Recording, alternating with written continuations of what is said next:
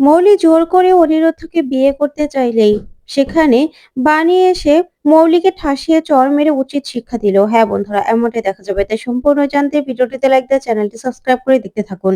গল্পের শুরুতে দেখা যাবে পিনাকি সবার সামনে বলে, আমি একটা উইল করেছি, 2 মাসের মধ্যে যদি মৌলি আমাদের পছন্দ করা ছেলেকে বিয়ে করতে রাজি না হয়, তাহলে আমি পুরো সম্পত্তি বাণী আর অনিরুদ্ধর নামে উইল করে দেব।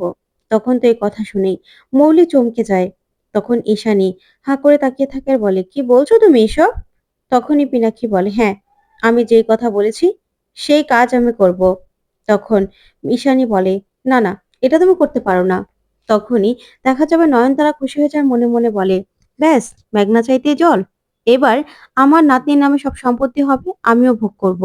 তখনই মৌলি কল্পনা করতে থাকে যে বাণী, অনিরুদ্ধ, নয়নতারা ওকে দিয়ে খাটাচ্ছে চাকরের মতো। এই ভেবে চিৎকার করে ওঠে, না বলে। তখন তো সেখানে থাকা সবাই চমকে যায় আর বলে, কি হয়েছে? তখন মৌলি বলে, না কিছু না। তখনই বাণী বলে, ছোট বাবু, আপনি এটা করতে পারেন না। তখন পিনাক্ষী বলে, এটা আমার ডিসিশন বাণী, এটা আমি কারো কাছ থেকে পারমিশন চাইনি। তখন বাণী বলে, তারপরেও মৌলিকে বিয়ে করানোর জন্য এরকম ডিসিশন না আপনার উচিত হয়নি। তখন সাথী বলে, আমিও তো সেটাই ভাবছি, তোমার এটা করা উচিত হয়নি। তখন নয়নতারা বলে, কেন বৌমা, তোমার শ্বশুর মশাইও তো এই একই ডিসিশন নিয়েছিল, তাই না? একই ফাঁদ পেতেছিল, কিন্তু মৌলি কি কাজে দিয়েছিল সেটা? মৌলি কি করেছিল সেটা তোমাদের মনে নেই? তখন মৌলি তাকিয়ে থাকে নয়নতারার দিকে আর মনে মনে বলে, আমাকে আবার ফাঁদে ফেলার চেষ্টা করছো, তাই তো? না, আমি কিছুতেই ফাঁদে পা দেব না। এবার দেখো আমি কি করি। আমি এবার এমন কিছু করব যাতে তোমরাও শিক্ষা পাবে। এই কথাগুলি ভাবতে থাকে মৌলি। তারপরে দেখা যাবে সব উইল রেডি হয়ে গেলেই সেখান থেকে রেজিস্টার চলে যায়। এদিকে পিনাকি বলে, আমি যা সিদ্ধান্ত নেওয়া নিয়েছি, এবার মৌলি কি করবে সেটা মৌলির ডিসিশন।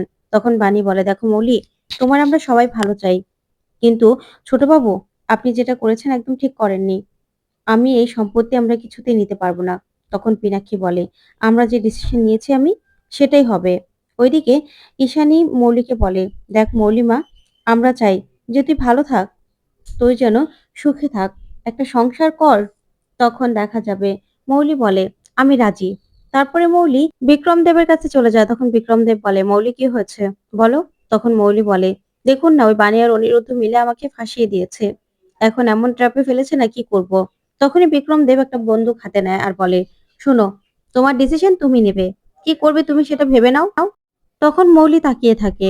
ওইদিকে বিক্রম দেব নিজের মতো করে মৌলির ব্রেন ওয়াশ করে আর মৌলির সামনেই বন্দুকটাকে রেখে দেয়। তখন মৌলি নিজে বন্দুকটা হাতে তুলে নেয় আর বলে, এটা দিয়ে আমি কি করব? তখন বিক্রম দেব বলে, তুমি এই ডিসিশনটা নিয়ে নাও, কি করবে?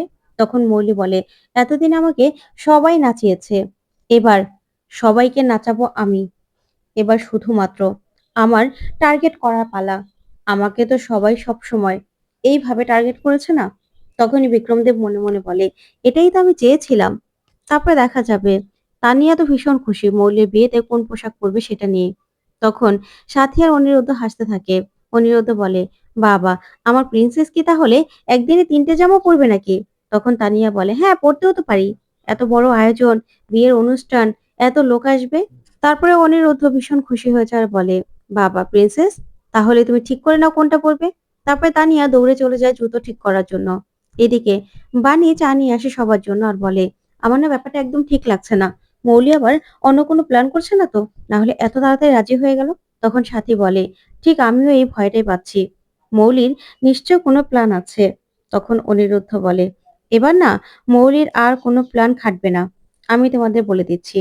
ঠিক তখনই সাথীর ফোনে একটা ফোন আসে।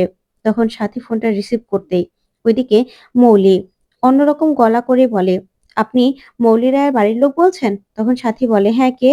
তখন মৌলি বলে, মৌলি রয়ের অ্যাক্সিডেন্ট হয়ে গেছে। আসলে পিনাক্ষী রয়, ঈশানী রয়, তাদের ফোন নাম্বারে পাচ্ছি না, তাই আপনার ফোন নাম্বারটা ইমার্জেন্সিতে দেওয়া ছিল। তখন সাথী বলে, কি বলছেন আপনি? তারপর ফোনটা রেখে অনিরুদ্ধ আর বাণীকে বলে অনিরুদ্ধ বলে, কি বলছো?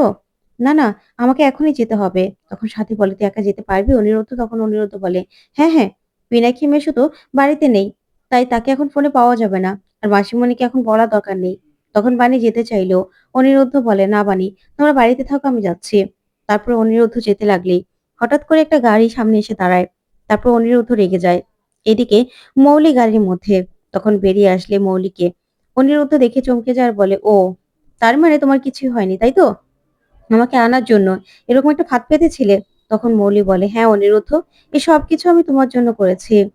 তখন অনিরুদ্ধ বলে, আমার আগে বোঝা উচিত ছিল যে এটা তোমার ফাঁদ। না হলে তুমি মাকেই বা কেন ফোন করতে বলবে, তাই না?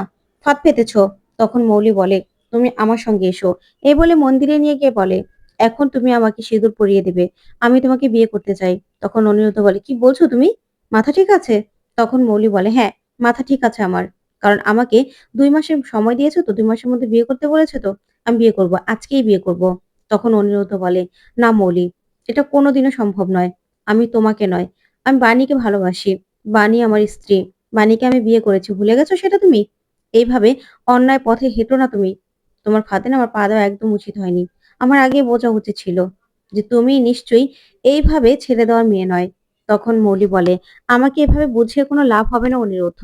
আজকে আমি ঠিক তোমাকে বিয়ে করেই ছাড়বো। না হলে কিন্তু আমি নিজেকে শেষ করে দেব। এই বলেই নিজের মাথায় নিজেই বন্দুক ধরে মৌলি। তখন অনিরুদ্ধ বলে, মৌলি এটা কি করছো? বন্দুকটা নামাও। তখন মৌলি বলে, না, আমাকে সিঁদুরটা পরিয়ে দাও। পরিয়ে দাও, না হলে আমি কিন্তু এখনই নিজেকে নিজে শেষ করে দেব। তখন অনিরুদ্ধ বলে, কি করছো তুমি? তারপরেই বাণী বারবার করে অনিরুদ্ধকে ফোন করতে থাকে। তখন অনিরুদ্ধকে মৌলি বলে, একদম ফোনটা ধরবে না। ওইদিকে সাথী বলে, ফোনটা ধরছে না? তখন বাণী বলে, না, ফোনটা ধরছে না। আচ্ছা মাসিমণি, একটা কথা আমি ভেবে পাচ্ছি না। এটা কোনো ফাঁদ নয় তো? না হলে বাড়ির ল্যান্ডলাইনে ফোন করবে। আপনাকে কেন ফোন করবে? আমি তো সেটাই বুঝতে পারছি না। তখনই সাথী বলে, হ্যাঁ তাই তো। আমি তো এই কথাটা শুনে মাথাটা ঠিক রাখতে পারিনি। তাই আমিও তো ভাবছি, আমাকে কেন ফোন করবে? তখনই দেখা যাবে মৌলি বলে, দেখো অনিরুদ্ধ, তোমাকে কিন্তু আমাকে সিঁদুর পরাতেই হবে। ওইদিকে হসপিটালে ফোন করে দেখে বাণী যে এটা মিথ্যে কথা। তখন বাণী বলে, মাসিমণি, এটা কোনো ফাঁদ। আমাকে এখনই যেতে হবে। এই বলে বেরিয়ে পড়ে। এদিকে মৌলি অনিরুদ্ধকে বলে, আমাকে তোমাকে সিঁদুর পরাতেই হবে। সিঁদুরটা পরিয়ে দাও অনিরুদ্ধ। না হলে আমি নিজেকে শেষ করে দেব। তুমি বুঝতে পারছো না? তখন অনিরুদ্ধ বলে, দেখো মৌলি, মাথা ঠান্ডা করো। এসব একদম ঠিক না। তোমাকে সুযোগ দেওয়া হয়েছে। আর তাছাড়া তোমার সঙ্গে আমার বিয়ে কোনোদিনও ঠিক ছিল না। রায়বাড়ির মেয়ের সঙ্গে বিয়ে ঠিক ছিল। আর সেটা হলো বাণী। ঠিক তখনই বাণী সেখানে চলে আসে। আর এসেই মৌলির হাত থেকেই বন্দুকটা কেড়ে নেয়। তারপরেই বাণী বলে, তোর এত বড় সাহস? তখন মৌলি বলে, তুমি এখানে? তখন বাণী সে বন্দুক থেকে ইচ্ছে মতো মৌলির পায়ের কাছে গুলি করতে থাকে। তখন তো মৌলি চিৎকার করতে থাকে আর ভয় পেয়ে যায়। তারপরে বাণী ঠাসিয়ে একটা মৌলিকে চড় মারে। তখন তো মৌলি ছিটকে পড়ে যায় একদম মন্দিরের পাশেই। তখন বাণী বলে, এত বড় সাহস তোর? তারপর সিঁদুরের কৌটোটা বাণী হাতে নিয়ে নেয়। আর ওইদিকে মৌলি হাঁ করে তাকিয়ে থাকে। তো বন্ধুরা, কেমন লাগলো আজকের আপডেট? কমেন্ট করে জানাতে ভুলবে না। ধন্যবাদ।